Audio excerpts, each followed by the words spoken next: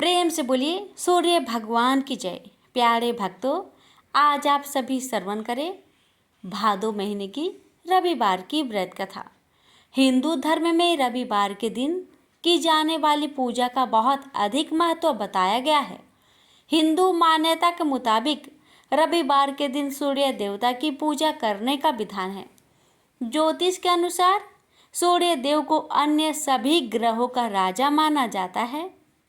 यदि आपकी कुंडली में सूर्य से जुड़ा कोई दोष हो तो रविवार के दिन सूर्य देव की पूजा करने, व्रत रखने और कथा श्रवण से बहुत लाभ प्राप्त होता है। सूर्य देव की आराधना करने से जीवन में सुख सौभाग्य की प्राप्ति होती है और सभी मनोकामना पूर्ण हो जाती है। अब आइए जानते हैं रविवार की व्रत विधि। रविवार के दिन भगवान भास्कर की कृपा पाने के लिए सूर्योदय से पहले उठकर स्नान कर ले। इसके बाद सबसे पहले साफ लोटे में जल लेकर सूर्य देव को अर्घ्य दे। फिर पूजा स्थल पर लाल चटाई या कोई भी लाल वस्त्र बिछाकर बैठे और भगवान सूर्य की पूजा आरंभ करे।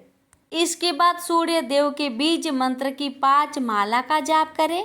उसके बाद रविवार व्रत की कथा और आदित्य हृदय स्रोत का पाठ करें।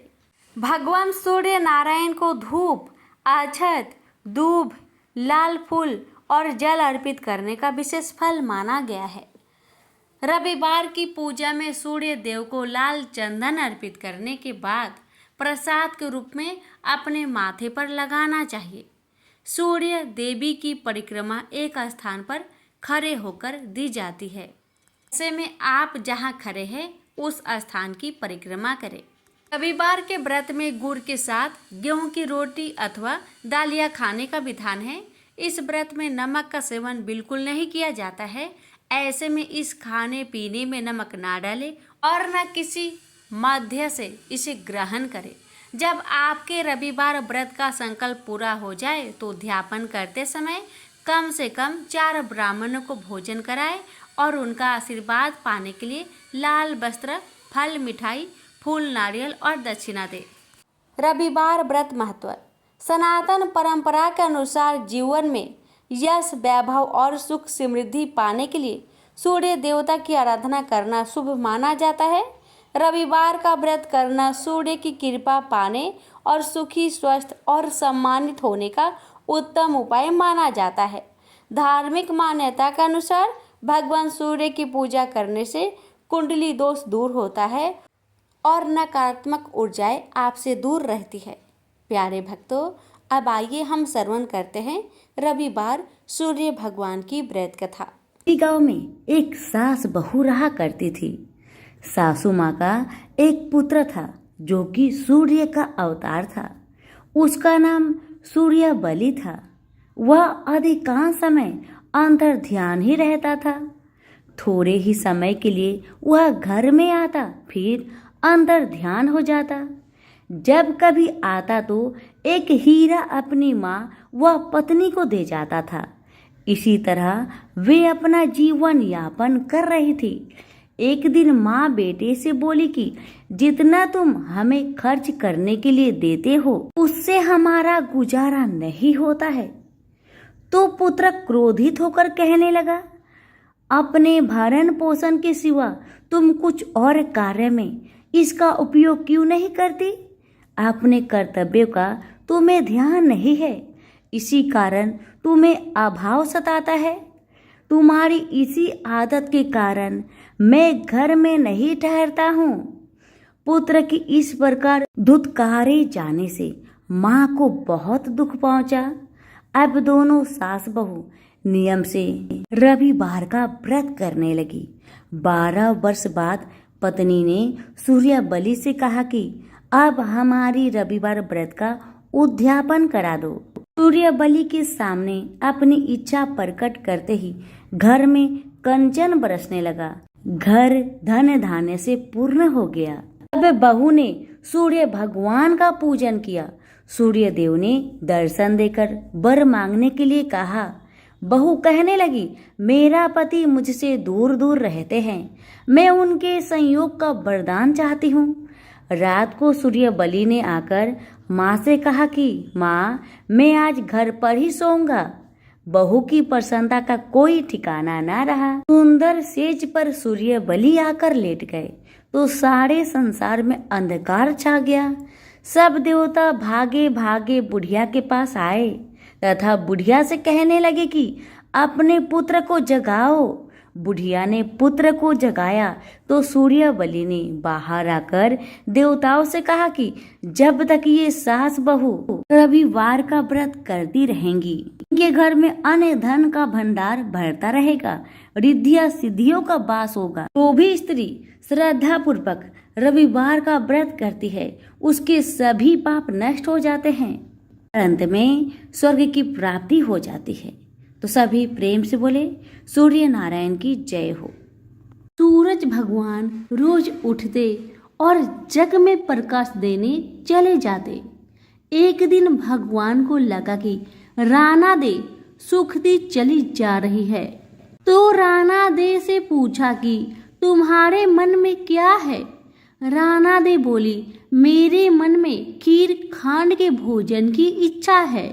भगवान बोले, मांगा भी तो क्या मांगा, ये तो हम रोज ही खाते हैं। राना दे बोली, भगवान आप खीर खांड के भोजन जिमते हो, मैं तो खट्टी रब जिमती हूँ। भगवान बोले, राना दे तुम झूठ बोलती हो, एक जैसा भोजन मेरी माँ हमको देती है। राना दे बोली, सुबह आप मेरी थाली ले लेना, मुझे अपनी थाली दे देना, फिर आपको सब पता लग जाएगा। दूसरे दिन जिमते समय भगवान ने पानी के गिलास को टक्कर देकर गिरा दिया। माताजी बोली, तुम मत उठो, मैं दूसरा गिलास भर देती हूँ। माताजी गई, इतने में भगवान ने थालियां बदल दी। राना दे ने तो जल्दी ही खीर खांड के भोजन कर लिए, पर सूरज भगवान को खट्टी राब भाई नहीं और थाली पर बैठे रहे। माताजी बोली, आज इतनी देर क्यों लगा दी। भगवान बोले, आज तो खीर खांड खट्टी लग रही है। माताजी बोली, राना दे की थाली आपने क्यों ली। भगवान कहने लगे, माँ अपने घर में आप 2 जने और मैं जिसमें भी 2 भात, मैं नियम पालन वाला और मेरे ही घर में ऐसा होता है तो दुनिया में क्या होता होगा। घर में सबका खाना एक जैसा बनाओ। वहां से वो कुम्हार के यहाँ गए और बोले, 2 पेट की हांडी किस कुम्हार ने बनाई। रतन कुम्हार को लगा आज तो भगवान आए हैं, माँ जी तो 1 टका देती है, ये 2 टका देंगे। और कुम्हार बोला, मैंने बनाई। भगवान बोले, आज के बाद 2 पेट की हांडी बनाए तो तेरे सहस्त्र पेट कर दूंगा। कुम्हार बोला, मेरा तो 1 पेट भरना मुश्किल है, सहस्त्र हो गए तो मैं क्या करूंगा। मैं अब 2 पेट की हांडी नहीं बनाऊंगा। इस तरह सूरज भगवान ने दुभांड मिटाई। तो सभी मिलकर बोलिए सूरज भगवान की जय हो। एक गांव में एक बूढ़ी माई रहती थी। वह रविवार के दिन अपने घर को गोबर से लिपा करती थी। उसका यह अटल नियम था। बुढ़िया माई रविवार के दिन भर निराहार व्रत रहकर शाम को अन्न निर्मित खाद्य तथा फल भगवान सूर्य देव को अर्पित करती तथा उस प्रसाद को सूर्य अस्त होने से पहले ही ग्रहण कर लेती। इसी नियम से प्रत्येक रविवार को पूजन करने के कारण थोड़े ही दिनों में बूढ़ी माई का घर धन धान्य से भरने लगा। उस बुढ़िया का आर्थिक दशा में प्रगति देखकर उसकी एक पड़ोसन उससे जलने लगी। उसकी पड़ोसीन अपने मन में सोचने लगी कि मेरी गाय की गोबर से लिपने पोतने के कारण ही बुढ़िया माई इतनी धनवान बन रही है। पड़ोसन के मन में आया कि अब बुढ़िया को अपने गाय का गोबर गलती से भी लेने नहीं दूंगी। इसी कारण से वह पड़ोसन अपनी गाय को घर के भीतर बांधना शुरू कर दी जिस कारण से बूढ़ी माई को गोबर मिलना बंद हो गया। बेचारी बुढ़िया अब तो दूसरे रविवार के दिन अपना घर को गोबर से न लिप सकी, इसलिए बड़ी असुविधा हुई। अपने नियम में बाधा पड़ने के कारण वह बुढ़िया बहुत उदास हो गई।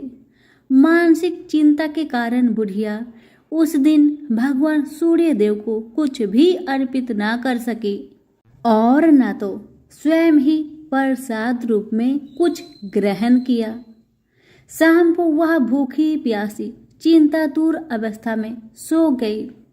रात्रि में भगवान सूर्य नारायण ने उस बुढ़िया को सपने में दर्शन देकर दुख का कारण पूछा।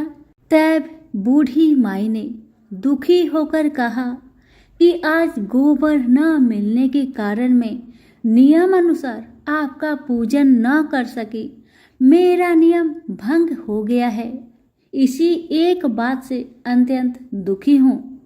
बुढ़िया की बातों से दरियाद्र होकर सूर्य भगवान ने कहा, मैं तुम्हें एक गाय देता हूँ जिससे तुम्हारी इच्छा पूर्ण होगी। मैं तुम्हारे व्रत पालन की निष्ठा से अत्यंत प्रसन्न होकर तुम्हें वरदान देना चाहता हूँ, अर्थात अब से सदैव तुम्हारा घर धन पुत्र आदि से संपन्न रहेगा।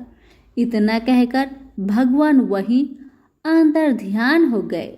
सुबह उठने पर बुढ़िया ने अपने आंगन में एक बछड़े वाली गाय को देखा। रात्रि में देखे हुए सपने की बात बूढ़ी माई को याद आने लगी। बुढ़िया ने गाय को घर से बाहर बांधकर उसके चारे की व्यवस्था की। बूढ़ी माई के दरवाजे पर बंधी हुई गाय को देखकर उसी ईर्ष्यालु पड़ोसन के आश्चर्य का ठिकाना ना रहा। उसी समय पड़ोसन क्या देखती है कि बूढ़ी माई के आंगन में जो गाय बंधी हुई है वह तभी गोबर करती है और वह गोबर सोने की होती है। इसे देखकर पड़ोसन की आंखें फटी की फटी रह गई।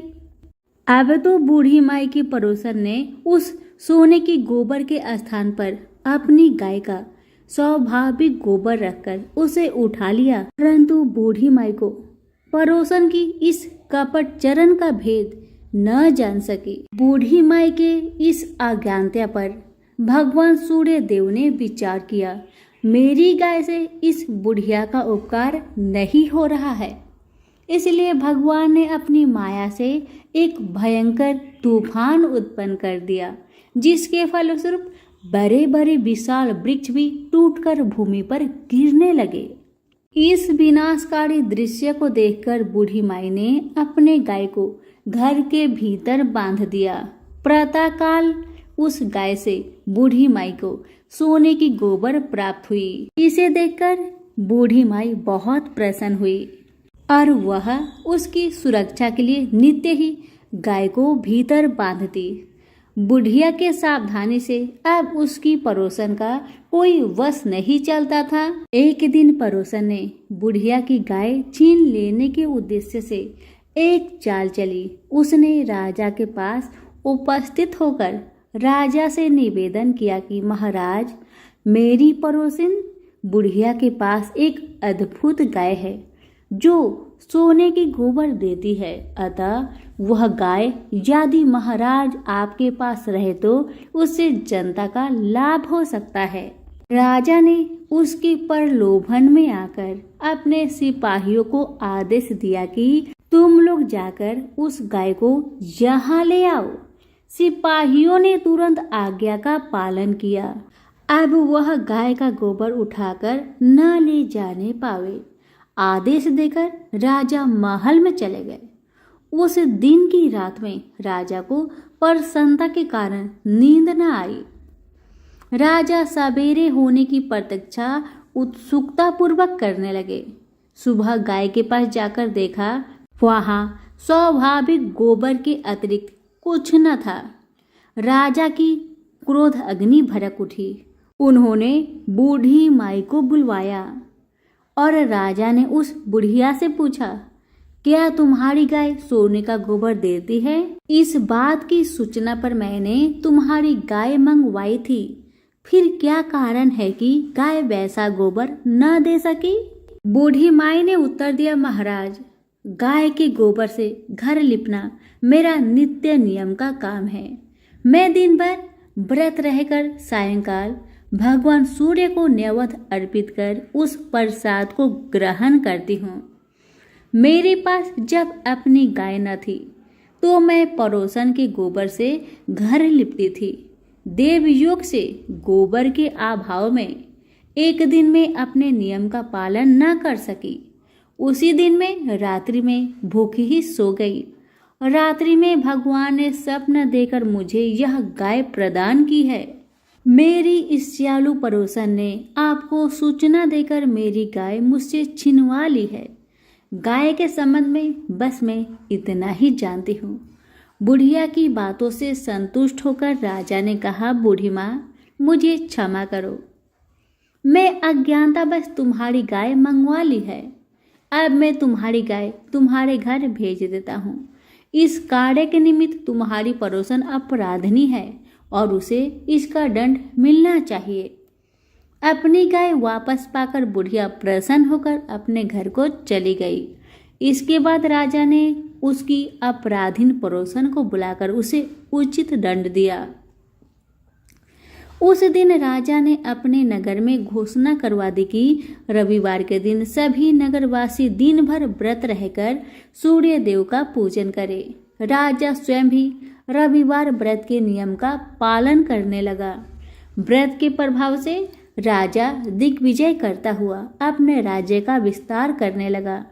व्रत करने पर सूर्य भगवान प्रसन्न होकर उसे धन धान्य से समृद्धि और संपूर्ण रोगों से मुक्त कर देते हैं। इस व्रत के प्रभाव से अंधे और कुष्ठी मनुष्य को विशेष लाभ होता है। हे सूर्य भगवान, जैसे आपने उस बूढ़ी माई पर अपनी कृपा बरसाई, वैसे ही आपकी कथा कहने वाले, हुक्कारे भरने वाले सभी पर अपनी कृपा बनाए रखे। तो प्रेम से बोलिए, सूर्य नारायण की जय हो। एक ब्राह्मण था। वह सूरज भगवान का बहुत बड़ा भक्त था। नहाता धोता कहानी कहता था पर कुछ कमाता नहीं था। ब्राह्मण घर में रहता तो ब्राह्मण की पत्नी हमेशा ब्राह्मण को एक ही बात कहती कि कहीं बाहर जाओ, कुछ कमा कर लाओ। ब्राह्मण की बातें सुन ब्राह्मण बहुत परेशान हो जाता था और घर से बाहर कहीं ब्राह्मण जाता तो आस पड़ोस के लोग उसे निकम्मा कहकर अपमानित किया करते थे। सभी लोगों से परेशान होकर ब्राह्मण सूर्य भगवान का पूजन सामग्री लेकर जंगल में चला गया और वह जंगल में एक बहुत बड़ा सूखा पीपल का पेड़ था। उसी पेड़ के नीचे बैठकर सूरज भगवान का पूजन किया करता था और कथा कहता था। उसी पीपल के पेड़ के आसपास एक सूखा सा तालाब था। उसमें थोड़ा सा ही पानी था। उसी पानी से लोटा भरकर वह ब्राह्मण सूर्य नारायण को जल चढ़ाया करता था। पूजा का जल बहकर सूखे पीपल के वृक्ष से होकर सूखे तालाब में जाया करता था। जल के जाते ही सूखे पीपल हरा भरा हो गया और सूखी तालाब साफ पानी से भर गया। तालाब का पानी इतना साफ हो गया कि उसी जल में सूर्य नारायण दिखाई देने लगे और कहने लगे, ब्राह्मण वर मांग, तू क्या मांगना चाहता है? ब्राह्मण ने सुना तो घबरा गया। सोचने लगा कि पीपल में कोई भूत प्रेत तो नहीं रहता। जब भी ब्राह्मण सुबह सूर्य नारायण का पूजा करता तभी आवाज आता। ब्राह्मण इस आवाज को सुनकर बहुत चिंता में पड़ गया और चिंता के कारण उसका शरीर दुबला हो गया। ब्राह्मणी भी कभी कभार अपने पति ब्राह्मण से जंगल में मिलने आया करती थी। ब्राह्मणी ने जब ब्राह्मण को दुबला पतला होते हुए देखा तो उसने पूछा, ब्राह्मण देव, आप दिन ब दिन सूखते क्यों जा रहे हैं? इसका क्या कारण है? तब ब्राह्मण ने सारा कहानी बताया। तब ब्राह्मणी ने कहा कि आपकी पूजा के बाद ही आवाज आती है ना। मुझे तो ये लगता है कि सूरज भगवान स्वयं ही आते हैं। मुझे लगता है सूर्य नारायण आपके व्रत से प्रसन्न है। वह आपको वरदान देने के लिए आते हैं। इसलिए इस बार जब भी आपको आवाज आए तो आप घबराइएगा मत, कुछ भगवान से मांग लीजिएगा। ब्राह्मणी की बातें सुन ब्राह्मण बोला, मैं कैसे मांगू और क्या मांगू?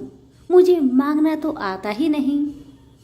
अगर ज्यादा कुछ मांगना हो तो कहीं कुछ भूल जाओ तो, इसलिए तुम ही कुछ ऐसा उपाय बताओ जिससे मैं एक ही बार में सारा कुछ मांग लूं।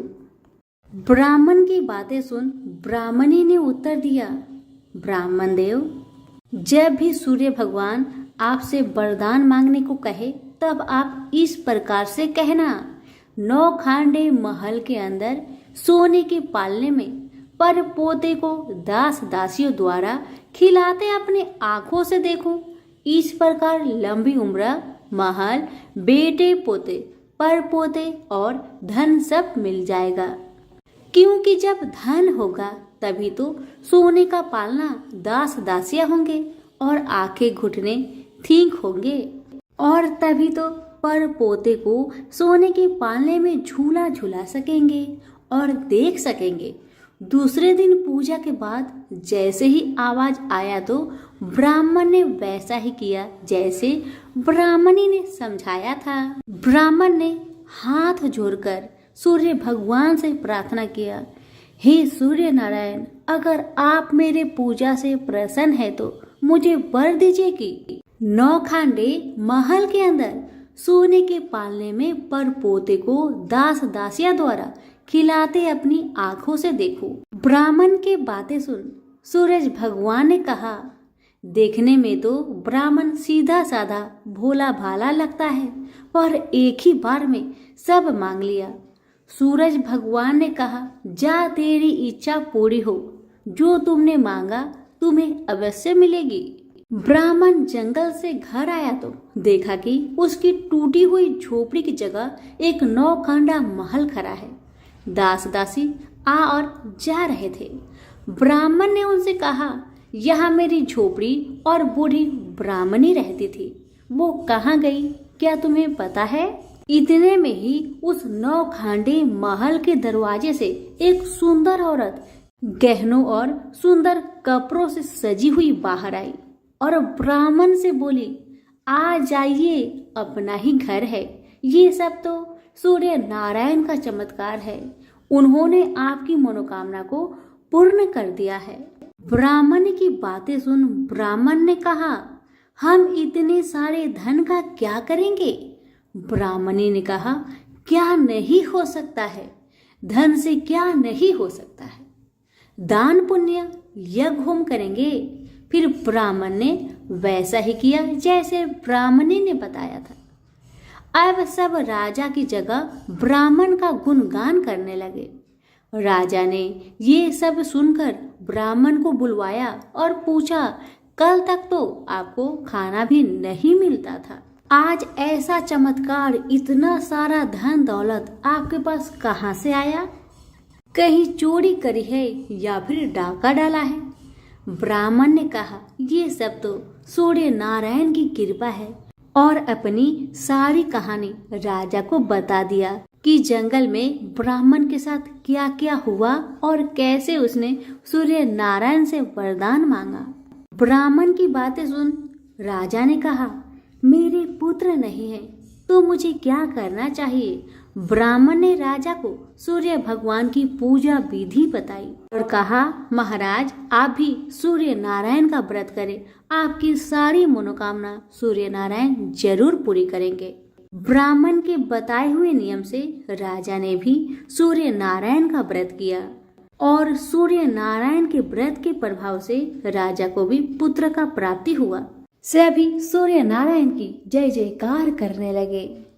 हे सूर्य भगवान, जैसे ब्राह्मण और राजा की मनोकामना को पूर्ण किया वैसे ही सबकी करना, कहानी कहने वाले की, कहानी सुनने वालों की, हुक्कारे भरने वालों की, सबकी मनोकामना को आप पूर्ण करना। प्रेम से बोलिए सूरज भगवान की जय हो। कटपट नगरी का एक गरीब ब्राह्मण लकड़ियों और घास के लिए हर रोज जंगल में जाया करता था। एक दिन उसने वहां वन देवियों को सूरज भगवान की पूजा करते हुए देखा। सूर्य नारायण के आह्वान का उनका अनुष्ठान अनूठा था। ब्राह्मण ने साहस जुटाकर उनसे पूछा कि ये क्या कर रहे हैं आप लोग। तब उन्होंने उत्तर दिया, यह सूर्य नारायण का अनुष्ठान है। ब्राह्मण ने कहा, मुझे भी इसकी विधि बताइए। तब वन देवियों ने कहा, नहीं, यह बहुत शक्तिशाली अनुष्ठान है। यदि हम तुम्हें सिखा देंगे तो संभवतः तुम अहंकारी हो जाओगे और इसे विधि पूर्वक न करोगे। ब्राह्मण ने वचन दिया, नहीं नहीं, मैं ऐसा बिल्कुल नहीं करूंगा। मैं विनम्रता पूर्वक संपूर्ण विधि का भली भांति पालन करूंगा। तब वन देवियों ने कहा, उसे अनुष्ठान की विधि समझाई कि रविवार को चंदन सार से सूर्य नारायण का चित्र बनाकर उसे पुष्प और फल अर्पित करे। उसके बाद 6 महीने तक हर रविवार को वह ऐसा ही करे। फिर उसके अगले 6 महीने गरीबों को दान करे। ब्राह्मण घर गया और रविवार से अनुष्ठान प्रारंभ कर दिया। उसके अनुष्ठान से सूरज भगवान बहुत प्रसन्न हुए। धन धान्य से ब्राह्मण का घर भर गया। उसे बहुत प्रसिद्धि प्राप्त हुई। एक दिन रानी ने उसे बुलवाया। राजमहल में जाते समय भय से उसकी टांगे कांप रही थी। रानी ने उसे बैठने को आसन दिया और सहृदयता से कहने लगी, डरने की कोई बात नहीं है। हमने आपको इसलिए बुलाया है कि हम चाहते हैं आप अपनी बेटियां हमें दे दे। ब्राह्मण सिसकते हुए कहा, मेरी बेटियां बहुत तंगी में बड़ी हुई है।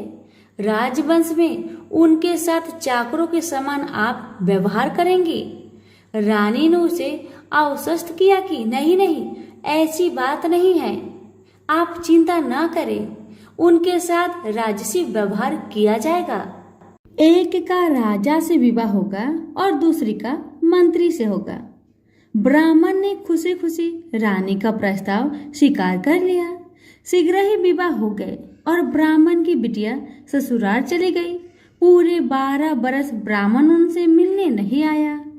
वह अपने काम और काज में और अनुष्ठान में व्यस्त रहता था। अंततः 12 बरस बाद उसने बेटियों से मिलने की सोची। पहले वह बड़ी बेटी के पास गया। बड़ी बेटी राजा से ब्याही थी। बेटी ने पिता को रत्नजड़ित चौकी पर बिठाया। सुगंधित जल से उनके हाथ पैर धुलवाए और मिठाई परोसी। ब्राह्मण ने कहा, जलपान से पहले तुम मेरी कथा सुनोगी? पर बेटी ने कहा, नहीं बाबा, आज मुझे अवकाश नहीं। महाराज अखेट के लिए प्रस्थान करने वाले हैं। मुझे उनके खाने की व्यवस्था करनी होगी। ब्राह्मण को उसका व्यवहार बहुत अशिष्ट लगा। वह क्रोध होकर वहां से चल पड़ा। ब्राह्मण वहां से छोटी बेटी के पास गया जो कि मंत्री से ब्याही गई थी। बेटी पिता को देखकर बहुत प्रसन्न हुई। बेटी ने उसे नक्काशीदार चौकी पर बिठाया, सुगंधित जल से हाथ पांव धुलवाए और उनके खाने के लिए मिठाई लेकर आई। ब्राह्मण ने कहा, बेटी, जलपान से पहले तुम्हें मेरी कथा सुननी होगी। बेटी ने कहा, हाँ अवश्य बाबा, कथा सुनकर मुझे प्रसन्नता होगी। यह कहकर वह घर के भीतर जाकर 6 मोती लेकर आई। 3 मोती पिता के हाथ पर रखे और 3 अपने हाथ में रखे। यह कथा ब्राह्मण ने आज से पहले किसी को नहीं सुनाई थी। उसने बेटी को बताया कि कैसे वह वन देवियों से मिला और कैसे उन्होंने उसे सूर्य नारायण का अनुष्ठान पूजन विधि बताया। बेटी ने एक एक शब्द को बड़े ध्यान से सुना। फिर ब्राह्मण ने मुदित मन से जलपान ग्रहण किया और घर लौट आया। पंडिताइन ने बेटी की कुशल क्षेम पूछी। ब्राह्मण ने उसे सारी बातें बताई और कहा कि बड़ी वाली मेरी बेटी ने मेरी कथा नहीं सुनी, उसे इसका फल भुगतना पड़ेगा। और वही हुआ। उसका पति सेना लेकर दूसरे राज्य पर आक्रमण करने गया था और वापस नहीं लौटा, पर दूसरी बेटी ने उसकी कथा सुनी थी, सो वह सुखी थी। उसकी समृद्धि दिनों दिन बढ़ती गई। दुर्भाग्य से बड़ी बेटी का पिंड नहीं छोड़ा। उसके लिए एक एक दिन काटना दूभर हो गया था। एक दिन उसने अपने बड़े बेटे से कहा, घर में कुछ नहीं है, अपनी मौसी के पास जाओ और कोई उपहार लेकर आओ, वह जो दे घर ले आना। अगले रविवार को राजकुमार मौसी के घर गया। वहां वह तालाब पर गया और स्नान करने आई औरतों से पूछा, तुम किसके यहाँ काम करती हो? उन्होंने उत्तर दिया, हम मंत्री की पत्नी की दासियां हैं। राजकुमार ने कहा, अपनी मालकिन से जाकर कहो कि उनकी बहन का बेटा आया है। ये भी कह देना कि उसके कपड़े फटे हुए हैं, इसलिए वो उसे पिछले दरवाजे से महल के भीतर आने दे। दासियां उसे पिछले दरवाजे से भीतर ले गई। मौसी ने उसके नहाने के लिए सुवासित जल रखवाया, पहनने को नए कपड़े दिए और राजसी भोज करवाया। फिर उसने बेटे को मोहरों से भरा हुआ कद्दू दिया। वह चलने लगा तो मौसी ने कहा, इसे संभाल कर ले जाना, कहीं खोना मत। पर रास्ते में सूर्य भगवान ने माली के भेष धारण करके मोहर से भरा हुआ कद्दू चुरा लिया। वह घर पहुंचा तो माँ ने उससे पूछा कि मौसी ने तुम्हें क्या दिया? राजकुमार ने खाली हाथ दिखाते हुए कहा, जो भाग्य ने दिया वह कर्म ने छीन लिया, मौसी ने जो दिया वह रास्ते में खो गया। अगले रविवार को रानी ने दूसरे बेटे को भेजा। वह भी शहर के तालाब पर गया और नहाने धोने आई औरतों से पूछा, तुम कहाँ काम करती हो? औरतों ने कहा, हम मंत्री की पत्नी की दासियां हैं। अपनी मालकिन से कहो कि उसकी बहन का बेटा आया है। और उसे भी पिछले दरवाजे से भीतर ले जाया गया। नहाने और नए कपड़े पहनने के बाद राजकुमार ने भोजन किया। वह चलने लगा तो मौसी ने उसे मोहर से भरी हुई खोखली छड़ी दी और बोली, इसे संभाल कर ले जाना, कहीं खोना मत। रास्ते में सूरज भगवान ग्वाले का रूप धरकर आए और उसकी छड़ी चुरा लिए। वह घर पहुंचा तो रानी ने उससे पूछा कि मौसी ने तुम्हें क्या दिया? राजकुमार ने खाली हाथ दिखाकर कहा, जो भाग्य ने दिया वह कर्म ने छीन लिया। तीसरे रविवार को रानी ने तीसरे बेटे को भेजा। वह भी सीधे तालाब पर गया। मौसी ने उसकी भी वैसे ही खातिरदारी की। उसे नहलवाया, कपड़े दिए और खाना खिलाया। चलते समय उसने उसे मोहर से भरा हुआ खोखला नारियल दिया और कहा, इसे संभाल कर ले जाना, खोना मत। रास्ते में राजकुमार कुएं की जगह पर सुस्ताने के लिए रुका। जैसे ही उसने नारियल जगत पर रखा, वह लुढ़क कर कुएं में गिर गया। छपाक। वह घर पहुंचा तो रानी माँ ने पूछा कि वह क्या लाया है? राजकुमार ने जवाब दिया, जो भाग्य ने दिया वह कर्म ने छीन लिया। चौथा राजकुमार गया, तभी वही हुआ। उसे मोहर से भरा हुआ कुल्हड़ मिला, जिसे सूर्य नारायण चील बनकर झपट ले गए। पांचवें रविवार को रानी खुद गई और जाकर तालाब पर खड़ी हो गई। छोटी बहन उसे खुद लेने के लिए आई और पिछले दरवाजे से घर में ले गई। नहलाने के बाद बताया कि उसकी विपत्ति का कारण यह है कि उसने बाबा की कथा सुनने से मना कर दिया था। फिर उसने दीदी को पूरी कथा सुनाई। रानी ने बहुत ध्यान से कथा सुनी और रविवार व्रत करने तक बहन के पास ही रही और दोनों बहनें बहुत ही श्रद्धा भक्ति के साथ सूरज भगवान की आराधना करती। रानी का अनुष्ठान पूरा भी नहीं हुआ था कि उसके दिन फिर गए। उसे समाचार मिला कि वर्षों की युद्ध के बाद उसके पति विजयी होकर अकूट धन लेकर साथ लौट रहे हैं। राजधानी लौटते हुए राजा अपनी साली और बहू से मिलने के लिए वहां रुका। जब उसने सुना कि उसकी रानी भी यही है, तो उसे लेने के लिए उसने पालकी और कुछ दासियां भेजी। नन्हे भांजे चिल्लाते हुए रानी के पास आए और कहने लगे, मौसी मौसी, तुम्हें लेने के लिए छत्र वाली पालकी आई है, साथ में हाथी, घोड़े और सैनिक भी है। सब देखने के लिए बाहर भागे। बरसों की विरह और व्यथा के उपरांत राजा और रानी ने एक दूसरे का हालचाल पूछा। बहनों ने एक दूसरे को मूल्यवान उपहार और रेशमी वस्त्र दिए। अगले दिन राजा और रानी ने अपने राजधानी के लिए प्रस्थान किया। पहले पड़ाव पर जब खाना बन गया तो रानी ने राजा के लिए और अपने लिए थाल परोसे। तभी उसे बहन से सुनी हुई कथा याद आई। उसने नौकरों को आदेश दिया कि वे पास के गांव में जाए और किसी निर्धन को लाए जो भूखा हो। गांव में उन्हें ऐसा कोई नहीं मिला, पर वापस आते समय उन्हें एक भूखा लकड़हारा मिल गया। वे उन्हीं को रानी के पास ले आए। रानी ने 6 मोती निकाले, 3 लकड़हारे को दिए और 3 अपने हाथ में रखे। फिर रानी ने उसे अपने पिता और वन देवियों की कथा सुनाई। लकड़हारे का रोम रोम कान बन गया। कथा सुनते ही उसके गड्ढर की सारी लकड़ियां सोने की हो गई। उसने शपथ ली कि वह पूर्ण विधि विधान से सूर्य नारायण का अनुष्ठान करेगा, बिल्कुल वैसे ही जैसे वन देवियों ने ब्राह्मण को सिखाया था। अगले दिन राजा रानी ने दल बल के साथ फिर पड़ाव डाला। खाना बन गया तो रानी ने राजा के लिए और अपने लिए खाना परोसकर सेवकों को किसी निर्धन और भूखे को लाने का आदेश दिया। आज वे एक किसान को लाए जिसकी फसल मुरझा गई थी और कुआं सूख गया था। रानी ने 6 मोती निकाले, 3 किसान को दिए और 3 अपने हाथ में रखे। फिर उसने उसे अपने पिता और वन देवियों की कथा सुनाई। कथा संपूर्ण होने से पहले ही उसकी फसल फिर से हरी भरी हो गई और सूखे कुएं में पानी भर आया। वापस जाते समय उल्सित किसान ने शपथ ली कि वह संपूर्ण विधि विधान के साथ सूर्य नारायण का अनुष्ठान करेगा, जैसा कि वन देवियों ने ब्राह्मण को सिखाया था। तीसरे पड़ाव पर रानी ने एक बुढ़िया को सूरज भगवान की कथा सुनाई। बुढ़िया का बेटा जंगल में खो गया था, दूसरा तालाब में डूब गया था और तीसरा सांप काटने पर मर गया था।